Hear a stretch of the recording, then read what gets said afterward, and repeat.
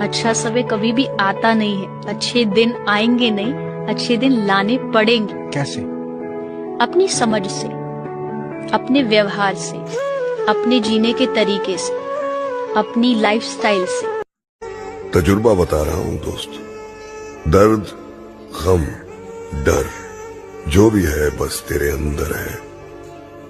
खुद के बनाए पिंजरे से निकल के देख, जो बस पालक तू भी नहीं एक छोड़ता सिकंदर वही है। आगे जाता है। मैं कहता हूँ कम से कम बेटा इस लायक आप बन जाओ कि जब अपने